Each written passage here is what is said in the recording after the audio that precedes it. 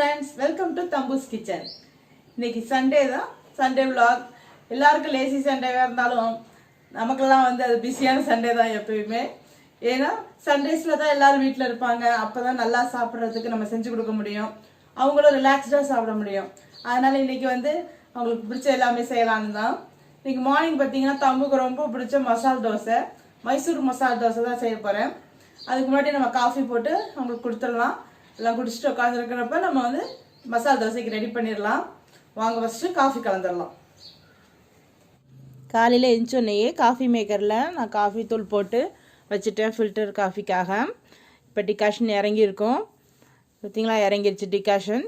நிறைய பேர் இருக்கிற வீட்டுக்கு இது ரொம்ப யூஸ்ஃபுல்லாக இருக்கும். ஒரே நாளில் சரியாக போய்டும் அந்த டிகாஷன் நம்ம போடுறது. கொஞ்சமாக இருக்கிறவங்க வீடுன்னா நம்ம ஸ்டோர் பண்ணி வச்சுக்கலாம். வெளியில் வச்சிங்கன்னா ஒரு நாள் 2 நாளைக்கு மேலே இருக்காது. ஃப்ரிட்ஜில் தான் நம்ம வச்சாகணும். தம்பு இப்போ காஃபி அப்பப்போ கேட்குறாங்கிறதுனால நிறையா போட்டு வச்சுருக்கேன். இப்போ பால் காய்ச்சியாச்சு, காஃபி கலந்துடலாம்.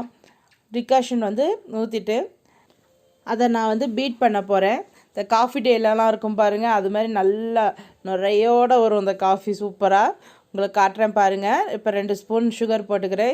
இந்த பீட்டர் வச்சு தான் நான் செய்ய போகிறேன். இதுக்கு 2 பேட்ரி தேவைப்படும். இந்த தான் பட்டன், இதை ப்ரெஸ் பண்ணோம்னா இந்த மாதிரி அது சுற்ற ஆரம்பிச்சிரும். இதை வச்சு நம்ம அழகாக பீட் பண்ணோம்னா நல்லா நுரைச்சிக்கிட்டு சூப்பராக வரும் காஃபி. இது ஃபில்டர் காஃபின்னு இல்லை, நீங்கள் பவுடர் யூஸ் பண்ணி போடுற இன்ஸ்டன்ட் காஃபியாக இருந்தால் கூட நல்லா சூப்பராக வரும். இன்ஸ்டன்ட் காஃபி பவுடர் போட்டு கொஞ்சம் வெந்நீர் ஊற்றிட்டு இந்த மாதிரி செஞ்சிங்கன்னு வச்சுக்கோங்களேன், செமையாக வரும். அங்கே பாருங்களேன் எப்படி நுரைச்சிக்கிட்டு வருதுன்னு. கொஞ்சம் நேரம் நீங்கள் செஞ்சிங்கன்னா நல்ல திக்காக கூட வரும். அது பார்த்தீங்களா இவ்வளோ அருமையாக வந்திருக்குதுன்னு. இப்போ இதில் நம்ம பால் ஊற்றிக்கலாம். இந்த மாதிரி செஞ்சு கொடுத்தேன்னா அவ்வளோ ஆசையாக காஃபி குடிப்பாங்க, சூப்பராக இருக்குது அப்படின்னு. இந்த மாதிரி குடிக்கிறதுக்காகவே தம்பு காஃபி கேட்பான். அவனுக்கு எதிர்க்காகவே காஃபி குடிக்கிற பழக்கம் வந்துருச்சு. இப்போது நம்ம மசாலாவுக்கு 2 உருளைக்கிழங்கு எடுத்துருக்கிறேன். அதை ஃபஸ்ட்டு நம்ம தோல் சீவிக்கலாம். தோல் சீவிட்டு வேக வச்சிட்டோம்னா எடுத்து மசிச்சு போடுறது ஈஸியாக இருக்கும். அதனால் நான் ஃபஸ்ட்டே தோல் சீவிடுறேன். இப்போ இதை 4ஆக கட் பண்ணி போட போகிறேன். அப்போ தான் சீக்கிரம் வெந்துடும். முழுசாக போட்டு வேக வைக்கிறத விட இந்த மாதிரி 4ஆக கட் பண்ணி போடுறப்ப டக்குன்னு நமக்கு வெந்துடும். அதுக்காக 4ஆக கட் பண்ணி போட்டுக்கிறேன். அதுபோல் குக்கரில் தான் வைக்க போகிறேன். இப்போ குக்கரில் அதை வச்சுக்கலாம். குக்கரில் வச்சா சீக்கிரம் வெந்துடும். நம்ம தண்ணியில் போட்டு கொதிக்க வச்சு வேக வைக்கிறத விட குக்கரில் போடையில் டக்குன்னு நமக்கு ரெடி ஆகிடும். அதுக்காக தான் நான் குக்கரில் வைக்கிறேன். இப்போ அதுக்கு வேணுங்கிற அளவு தண்ணி விட்டு நான் மூடி வச்சிடுறேன். வீட்டுக்குள்ளே இவ்வளோ வெளிச்சமாக இருக்குது பார்த்தீங்களா, நான் லைட்டு போட்டு வச்சுருக்கிறேன், அதனால் வெளிச்சமாக இருக்குது. வெளியில் நல்லா மழை பெஞ்சிட்ருக்கு. வாங்க வெளியில் காட்டுறேன், எப்படி இருக்குன்னு காட்டுறேன் பாருங்களேன். இங்கே வாங்க.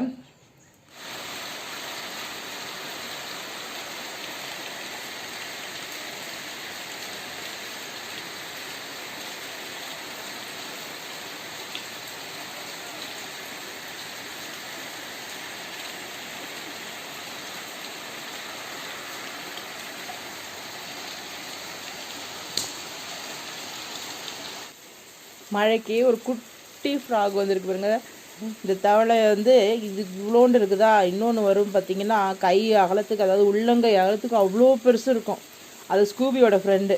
என்ன பண்ணும், 2 ஒன்று பார்த்து உட்காந்துக்கும். உட்காந்துட்டு அதுவும் கத்தும் இதுவும் அதுகிட்ட பேசுகிற மாதிரி தலையை ஆட்டிட்டு இதுவும் கத்தும். என்ன தான் பேசுங்களோ தெரியாது. இன்னும் அந்த குட்டியை பார்த்தா இது என்ன பண்ணுன்னு தெரியல. பெருசு வந்துச்சுன்னா 2ம் பேசிக்கிட்டு இருக்கும். கிட்டத்தட்ட ஒரு 5 வருஷமாக எனக்கு கிச்சனில் ரொம்ப யூஸ்ஃபுல்லாக இருக்கிறது இந்த சாப்பர். அதை உங்களுக்கு காட்டணுங்கிறதுக்காக தான் இன்றைக்கி எடுத்தேன். இது ஒரு 5 வருஷமாக நான் யூஸ் பண்ணிகிட்ருக்கிறேன். கீழே பார்த்தீங்கன்னா இந்த மாதிரி க்ரிப்பு இருக்கும், டக்குன்னு ஸ்கிப் ஆகி போயிடாமல் இருக்கிறதுக்காக. உள்ளே நம்ம வெஜிடபிள்ஸ், வெங்காயம் எது வேணால் போட்டு இந்த மாதிரி இழுத்தோம்னா நல்லா எவ்வளோ பொடியாக வேணாலும் கட் பண்ணி கொடுக்கும். உள்ளே பார்த்திங்கன்னா இந்த மாதிரி 2 பிளேடு இருக்குது. அதை உள்ளே வைக்கிறதுக்கு கீழே சின்னதாக ஒரு நாப் மாதிரி இருக்குது. அதில் வச்சிட்டோம்னா அது அந்த மூவ் ஆகாது. மேலே இருக்கிறது இந்த ஹோலில் ஃபிட் ஆகிடும். இந்த மாதிரி ஃபிட் பண்ணிவிட்டு நம்ம இழுத்தோம்னா அந்த இது கழண்டு வராது. பார்த்திங்களா, அந்த மிக்ஸி ஜார்லாம் நம்ம ஃபிக்ஸ் பண்ணுவோம் பாருங்கள், அது மாதிரி தான் அது. அதில் ஒரு சின்ன ஒரு இது பெண்ட் இருக்கும், அதில் வச்சிட்டோம்னா மாட்டிக்கிச்சுன்னா அந்த மூடி டக்குன்னு கழண்டெல்லாம் வராது. நம்மளாம் அப்படி மேலே தூக்குனா மட்டும்தான் வரும். இப்போ நான் இதுக்கு வெங்காயத்தை போட்டு கட் பண்ணி காட்டுறேன் பாருங்கள். இப்போ நான் இந்த மசாலா செய்கிறதுக்கு இதில் கட் பண்ணி தான் வெங்காயம் எடுத்துக்க போகிறேன். நீங்கள் வெங்காயம் இல்லை, தக்காளி, கொத்தமல்லி, கேரட்டு கூட கட் பண்ணிக்கலாம். காய்கறி எல்லாமே பொடியாக வேணும்னா கட் பண்ணிக்கலாம், இல்லை கொஞ்சம் பெருசாக வேணும்னாலும் கட் பண்ணிக்கலாம். இப்போ இதை நான் கட் பண்ணி காட்டுறேன் பாருங்கள். இந்த மாதிரி மேலே மூடிட்டு ஒரு கையால் நம்ம பிடிச்சிக்கிட்டு இதை பிடிச்சி நம்ம இழுத்தோம்னா உள்ளே அந்த பிளேடு சுற்றுறப்ப அது கட் ஆகிட்டே வரும். உங்களுக்கு ஓரளவு பெருசாக வேணும்னு நினச்சிங்கன்னா ஒரு 4-5 தடவை இழுத்தாலே அது போதும். நீங்கள் பார்த்துக்கலாம், அப்பப்போ எடுத்து பார்த்துக்கலாம் எந்த சைஸ் வேணும்னு. அது உள்ளே எப்படி சுற்றுது, எப்படி கட் பண்ணுதுன்னு காட்டுறேன் பாருங்கள். இப்போ சைடில் காட்டுறேன் உங்களுக்கு. இந்த பார்த்திங்களா, அது வந்து இழுக்கிறப்ப அந்த பிளேடு சுற்றும். அப்போ இந்த வெங்காயம் வந்து கட் ஆகிட்டே வரும். இப்போ தெரியுதா உங்களுக்கு கட் ஆகிறது? இந்த மாதிரி தான் கட் பண்ணிக்கணும். கொஞ்சம் பெருசாக வேணும்னா கொஞ்சம் நேரம் செஞ்சுட்டு எடுத்திங்கன்னா கொஞ்சம் பெருசாக கிடைக்கும். நல்லா பொடியாக வேணும்னு நினச்சிங்கன்னா இன்னொரு 4-5 தடவை செஞ்சிங்கன்னா நல்லா பொடியாக வந்துடும். இப்போ பாருங்கள் எப்படி கட் பண்ணியிருக்குதுன்னு. பசங்க கையில் கொடுத்தா கூட அழகாக பிடிச்சி ஸ்வைங்னு இழுத்து கொடுத்துருவாங்க. தம்பு வந்து வெங்காயம் கட் பண்ணுறதுக்கு இதை தான் கொடுப்பேன், ஏன்னா கத்தி அவன் கையை வெட்டிக்கக்கூடாதுங்கிறதுக்காக. இப்போ இந்த எடுக்கிறது எப்படி ரொம்ப ஈஸி தான். இந்த மாதிரி பிளேடை எடுத்துகிட்டு நீங்கள் இந்த வெங்காயத்தை எடுத்துக்கலாம். அந்த பிளேடை தண்ணியில் காமிச்சிங்கன்னா போதும், க்ளீன் ஆகிடும். இந்த பார்த்திங்களா என்ன அருமையாக பொடியாக கட் பண்ணியிருக்குதுன்னு. இங்கே பாருங்கள், தவிட்டுக்குருவி வந்திருக்கு சாப்பிட்றதுக்கு. இந்த மழை நேரத்தில் பாவம் இதுங்களுக்கெல்லாம் போய் எங்கே தேடும், அந்த ஈரத்தில் போய் நனைஞ்சிக்கிட்டு. அந்த மாதிரி சமயத்தில் இந்த மாதிரி கொஞ்சம் சாப்பாடு வச்சிங்கன்னா அதுங்க வந்து அழகாக சாப்பிட்டுட்டு போகும். நம்ம ஒன்றும் அதிகமாக அதுக்கு சாப்பிட்ற போகிறதில்ல. பாருங்கள், ஒன்று எடுத்துகிட்டு போகுது. அந்த மாதிரி எவ்வளோ வச்சிட போகிறோம், கொஞ்சம் கொஞ்சம் வைக்க போகிறோம். உங்களால் முடிஞ்சால் நீங்களும் இந்த மாதிரி கொஞ்சம் கொஞ்சம் ஃபுட்டு வைங்க. காக்கா, குருவி, அணில் எல்லாம் வந்து சாப்பிடுது. அதுவும் மழை காலத்துலலாம் பார்த்திங்கன்னா பாவமாக இருக்கும், அதுங்கெல்லாம் நனைஞ்சிக்கிட்டு வந்து சாப்பிடும். இப்போ நம்ம மசாலா அரைக்கிறதுக்கு ஃபஸ்ட்டு வெங்காயம், ஒரு பெரிய வெங்காயம் 1 பொடியாக கட் பண்ணி எடுத்துருக்கிறேன். மிளகா வந்து பார்த்திங்கன்னா 2 காஞ்ச மிளகாய் எடுத்துருக்கிறேன். 2 வந்து காஷ்மீரி சில்லி எடுத்துருக்கிறேன். இது கலர் கிடைக்கும், காரம் இருக்காது, ஆனால் கலர் கிடைக்கும். அதுக்காக தான் இது 2 எடுத்துருக்கிறேன். உங்களுக்கு எவ்வளோ காரம் வேணுமோ அந்த அளவுக்கு நீங்கள் எடுத்துக்கலாம். இது வந்து மீடியமான காரம் தான் இருக்கும், நான் அதெல்லாம் எடுத்துருக்கிறேன். 1 டேபிள் ஸ்பூன் கடலைப்பருப்பு எடுத்துருக்கிறேன். ஒரு 4-5 பல் பூண்டை வந்து இந்த மாதிரி கட் பண்ணி வச்சுருக்கிறேன். அப்புறம் இஞ்சி ஒரு துண்டு இந்த மாதிரி கட் பண்ணி எடுத்து வச்சுருக்கிறேன். இப்போ இது எல்லாத்தையும் நம்ம எண்ணெய் விட்டு நல்லா வதக்கிக்கலாம். வதக்கி அரைச்சி எடுத்தோம்னா அந்த மசாலா நமக்கு கிடச்சிரும். மைசூர் தோசைக்கு தேவையான அந்த மசாலா. இப்போ ஒரு கடாயில் நான் எண்ணெய் விட்டுருக்கேன். ஃபஸ்ட்டு கடலைப்பருப்பை போட்டுக்கிறேன். கடலைப்பருப்பு கொஞ்சம் வறுபடட்டும். அது வறுபட்ட பிறகு நம்ம மிளகாய் போட்டுக்கலாம். இப்போ லேசாக அது வறுத்துட்டு இதிலேயே நம்ம இந்த 4 மிளகாயும் போட்டு லேசாக வறுத்துக்கலாம். இதுவும் கொஞ்சம் லேசாக வறுபட்ட பிறகு நம்ம வச்சுருக்கிற இஞ்சி பூண்டு இது 2ஐயும் போட்டுக்கலாம். ரொம்ப அப்படியே செவக்க வறுக்கணும்னு இல்லை, லேசாக வறுத்துக்கினாலே வெங்காயம் போடையில் எல்லாம் சேர்ந்து நல்லா வறுபட்டுரும். இப்போ வெங்காயத்தை போட்டுக்கலாம். நல்லா கண்ணாடி பதம் வர வரைக்கும் இதை வதக்கிக்கோங்க. பொன்னிறமாக வறுப்படணும்லாம் அவசியம் இல்லை, ஒரு கண்ணாடி பதம் வர்ற அளவு இருந்தால் போதும். வெங்காயம் வந்து எப்படி கண்ணாடி பதம் எது பொன்னிறங்கிறதெல்லாம் பிகினர்ஸ்க்கு வந்து நான் ஒரு வீடியோ போட்டிருக்கிறேன் ஏற்கனவே. அதோட லிங்க் வேணால் டிஸ்கிரிப்ஷனில் தரேன் பாருங்கள். ஏன்னா பிகினர்ஸ்க்கு வந்து அந்த பதம் வந்து கண்டுபிடிக்கிறது கொஞ்சம் கஷ்டம், அதனால் சொன்னேன். இப்போ இந்த இது நல்லா வதங்கின பிறகு இதை நான் ஆற வச்சு அரைச்சி எடுத்துக்க போகிறேன். கொஞ்சமாக தண்ணி விட்டு நல்லா அரைச்சி எடுத்துக்கலாம். இதில் உப்பு சேர்த்து நம்ம அரைச்சிக்குவோம் அரைக்கிறப்ப. இப்போ பாருங்கள், காக்கா வந்துருக்குது சாப்பிட. அடுத்தது ஒவ்வொருத்தராக டர்ன் போட்டு வருவாங்க. சும்மா ஒரு கைப்பிடி அளவு சாப்பாடு வச்சாலே போதும், அதுங்களுக்கு பெரிய விஷயம். அதுவும் சிட்டுக்குருவிலாம் பார்த்திங்கன்னா ஒரு பருக்கையாக எடுத்து சாப்பிடும், ரொம்ப அழகாக இருக்கும். அதுங்க சாப்பிட்றதே ரொம்ப கம்மி, இவ்வளோண்டு தான் எடுத்து சாப்பிடும். நம்ம ரெகுலராக வைக்கிறப்ப அதுங்களும் நம்ம கூட பழகிரும், பயப்படாது. பாருங்கள், பக்கத்தில் தான் நின்று வீடியோ எடுக்கிறேன், அது ஏதாவது பயப்படுதான்னு. சில சமயம் பார்த்திங்கன்னா பிஸ்கட் கையில் நீட்டினேனாலே கையிலேருந்து எடுத்துகிட்டு போகும், அந்த அளவுக்கு தைரியமாக இருக்கும். இல்லை ஒவ்வொருத்தருக்கும் ஒவ்வொரு பேர் வச்சு வேறு நான் கூப்பிட்டுட்ருப்பேன்.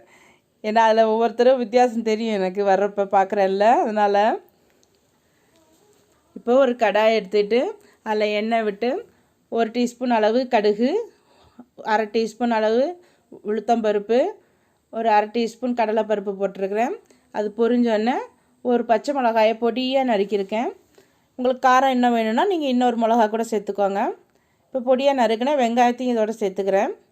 தம்புக்கு வந்து ரொம்ப காரம் விரும்ப மாட்டாங்கிறதுனால பொடியாக நறுக்கி போட்டிருக்கிறேன். பசங்களுக்கு ரொம்ப நைஸாக நறுக்கி போட்டிங்கன்னா பசங்க வாயில் படாது, அது அதனால தான் பொடியாக நறுக்கி போட்டிருக்கிறேன். இப்போ இது நல்லா வதங்கின பிறகு நான் வேக வச்ச உருளைக்கிழங்க மசிச்சு வச்சுருக்கிறேன், அதையும் சேர்த்துக்கிறேன் இதோட.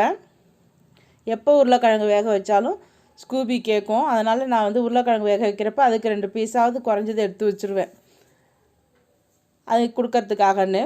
அதுக்கு ரொம்ப பிடிக்கும் வேக வச்ச உருளைக்கிழங்கு, அதனால். இப்போ இதை நல்லா கிளறிக்குவோம். இதில் கொஞ்சம் மஞ்சத்தூள் போட்டுக்கிறேன், ஒரு 1/2 டீஸ்பூன் அளவு. இதை நல்லா மிக்ஸ் பண்ணி உப்பு சேர்த்து கிளறி எடுத்து வச்சுக்கலாம். இந்த மசாலா பார்த்திங்கன்னா கொஞ்சம் கெட்டியாக இருக்குது. அதனால் என்ன பண்ண போகிறேன்னா, இப்போ ஒரு 1/2 டம்ளர் தண்ணி இதில் சேர்த்துக்க போகிறேன். சேர்த்துக்கிட்டிங்கன்னா கொஞ்சம் சேர்ந்தாப்பில் வரும். அதனால் ஒரு 1/2 டம்ளர் தண்ணி சேர்த்து கொஞ்சம் நேரம் அடுப்பில் வச்சிங்கன்னா இந்த மாதிரி பார்த்திங்களா இந்த பதத்துக்கு வரும். இந்த மாதிரி இருந்தால் தான் நீங்கள் தோசையில் வைக்கிறதுக்கு நல்லாயிருக்கும். அதனால தான் ஒரு 1/2 டம்ளர் தண்ணி சேர்த்தேன். இப்போ இது ரெடி ஆகிடுச்சு. கொத்தமல்லி மேலே தூவி நம்ம எடுத்து வச்சுக்கலாம். மசாலா ரெடி ஆகிடுச்சு. இப்போ அந்த இதுவும் ஆறிடுச்சு மசாலாவும். அதையும் நான் அரைச்சி எடுத்துட்டேன். இப்போ இதை ஒரு பிளேட்டில் ட்ரான்ஸ்ஃபர் பண்ணிக்கிறேன். இப்போ நம்ம தோசை ஊற்ற வேண்டியதாக அடுத்தது. ஏற்கனவே நான் பன்னீர் மசால் தோசை செஞ்சுருக்கிறேன். அதோட லிங்க்கை நான் டிஸ்கிரிப்ஷனில் தரேன் உங்களுக்கு. அந்த வீடியோவும் பாருங்கள். இப்போ தோசைக்கல் அடுப்பில் வச்சுட்டேன். ரொம்ப சூடு ஏற வேண்டாம். ஓரளவு சூடு ஏறின பிறகு நம்ம இதில் தோசை மாவு ஊற்றி மெல்லிசாக ஊற்றிக்கலாம். இதுக்கு நல்லா மெல்லிசாக ஊற்றினா தான் நல்லாயிருக்கும். அதனால் நான் நல்லா மெல்லிசாக ஊற்றிக்கிறேன். இந்த தோசை மாவு பார்த்திங்கன்னா அரிசி தனியாக உளுந்து தனியான்னு போட்டு அரைக்க மாட்டேன். ரெண்டையும் ஒன்றாவே சேர்த்து போட்டு அரைச்சிடுவேன். இப்போ நெய் கொஞ்சம் விட்டுக்கிறேன். உங்களுக்கு நெய் பிடிக்குன்னா நெய் விட்டுக்கோங்க, இல்லை எண்ணெய் தான் வேணும்னா எண்ணெய் விட்டுக்கோங்க. அதோட பட்ரு போட்டிங்கன்னு வச்சுக்கோங்க, சூப்பராக இருக்கும். பட்ரு போட்டு செஞ்சிங்கனாலும். இன்றைக்கி நான் நெய் ஊற்றி தான் செய்கிறேன். நெய்யை ஊற்றிட்டு இந்த மசாலா அரைச்சி வச்சுருக்குறோம் இல்லையா, அதை ஃபஸ்ட்டு எடுத்துக்குவோம். அதை எடுத்துகிட்டு அது மேலே கொஞ்சம் நெய் ஊற்றிருக்கிறேன். அதை மிக்ஸ் பண்ணி நெய்யோடு சேர்ந்து அதை மிக்ஸ் பண்ணிவிட்டு நீங்கள் அதை இழுத்து விட்றப்ப நல்லா ஸ்ப்ரெட் ஆகும். இதே மாதிரி பட்டரு கூட நீங்கள் நடுவில் போட்டுட்டு அது கூட சேர்த்து ஸ்ப்ரெட் பண்ணிங்கன்னா சூப்பராக ஸ்ப்ரெட் ஆகும். உங்களுக்கு எந்த டேஸ்ட் பிடிக்குமோ அந்த மாதிரி செஞ்சுக்கோங்க. இது ஃபுல்லாக நான் ஸ்ப்ரெட் பண்ணிக்கிறேன். பசங்களுக்கு கொடுக்குறப்ப இது கொஞ்சம் குறைச்சி வேணாலும் நீங்கள் ஸ்ப்ரெட் பண்ணிக்கோங்க. உங்களுக்கு காரம் வேண்டாம்னு நினச்சிங்கன்னா. பெரியவங்களுக்கு இந்த அளவுக்காவது நீங்கள் ஸ்ப்ரெட் பண்ணிங்கன்னா டேஸ்ட்டு நல்லாயிருக்கும். இப்போது மசாலாவை நான் ஒரு சைடாக வச்சுக்கிறேன். ஏன்னா 2ஆக மடிக்க போகிறோம். அதுக்கு ஒரு சைடாக வச்சா தான் கரெக்டாக இருக்கும். ஆனால் நான் ஒரு சைடாக அந்த மசாலாவை வச்சுக்கிறேன். வச்சுட்டு நீங்கள் இப்படியே வச்சிங்கனாலும் நல்லா வெந்துடும். ஒரு மெல்லிசாக இருக்கிறதுனால திருப்பி போடணுன்னு அவசியம் கிடையாது. இல்லை உங்களுக்கு அது வேகுவான்னு சந்தேகமாக இருக்குது அப்படின்னா நீங்கள் ஒரு மூடி போட்டு கூட வேக வச்சுக்கலாம். இப்போ மூடி போட்டு வச்சு காட்டுறேன் பாருங்கள். இந்த மாதிரி மூடி போட்டு நீங்கள் வேக வைக்கலாம். சூப்பராக கிறிஸ்பாக ரெடி ஆகிடுச்சு தோசை. இப்போ இதை அப்படியே 2ஆக மடித்து எடுத்துடலாம்.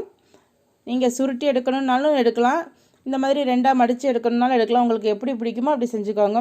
சூப்பரான கிறிஸ்பியான மசால் தோசை, மைசூர் மசால் தோசை ரெடி ஆகிடுச்சு. இப்போ அதை பிளேட்டில் வச்சு சர்வ் பண்ணிடலாம். எவ்வளோ அருமையாக இருக்குது பார்த்தீங்களா. இதுக்கு நான் ஒரு தேங்காய் சட்னி, ஒரு கார சட்னி, ஒரு சாம்பார் வச்சுருக்கிறேன். அப்புறம் ஸ்வீட் அவங்க அப்பா வாங்கிட்டு வந்தாங்க, அதனால் அதுலேருந்து ஒரு ஸ்வீட்டும் வச்சுருக்கிறேன். ஸ்வீட்டோடு சாப்பிட்றது ரொம்ப பிடிக்கும், அதனால் ஸ்வீட் ஒன்று வச்சுருக்கிறேன். இது பால்கோவாவில் டிப் பண்ண ஜாங்கிரி. இது சூப்பராக இருக்கும். பால்கோவா ஜாங்கிரின்னு சொல்லி மேலே ஃபுல்லும் பால்கோவாவாக கோட்டிங்காக இருக்கும் அந்த ஜாங்கிரி. இப்போ சூப்பரான நம்ம மசால் தோசை, மைசூர் மசால் தோசை ரெடி ஆகிடுச்சு. உள்ளே பாருங்கள் எப்படி இருக்குதுன்னு. பார்க்கவே செமையாக இருக்குல்ல. டேஸ்ட்டும் சூப்பராக இருக்கும். நீங்களும் உங்கள் வீட்டில் இதை செஞ்சு பாருங்கள். பசங்களுக்கு செஞ்சு கொடுத்து பாருங்கள். நல்லா டேஸ்ட்டாக இருக்குதுன்னு சாப்பிடுவாங்க எல்லோரும். என்னோடய சேனலை நீங்கள் முதல் தடவை பார்க்க வந்திருக்கிறீங்கன்னா மறக்காமல் சப்ஸ்கிரைப் பட்டனை ப்ரெஸ் பண்ணி பக்கத்தில் இருக்க பெல் ஐக்கானையும் ப்ரெஸ் பண்ணி ஆளுங்கிற ஆப்ஷனை செலக்ட் பண்ணிக்கோங்க. அப்போ தான் நான் போடுற வீடியோவோட நோட்டிஃபிகேஷன் எல்லாம் உங்களுக்கு வரும். இந்த வீடியோ உங்களுக்கு பிடிச்சிருந்தா லைக் பண்ணுங்கள், உங்கள் ஃப்ரெண்ட்ஸ் கூட ஷேர் பண்ணிக்கோங்க. மறக்காமல் எனக்கு இதை செஞ்சு பார்த்து கமெண்ட் பண்ணுங்கள். என்னோடய ஃபேஸ்புக் பேஜ் தம்பூஸ் கிச்சனையும் ஃபாலோ பண்ணுங்கள். என்னோடய இன்ஸ்டாகிராமையும் ஃபாலோ பண்ணுங்கள். நெக்ஸ்ட் வீடியோவில் திரும்பவும் மீட் பண்ணலாம். Thank you friends.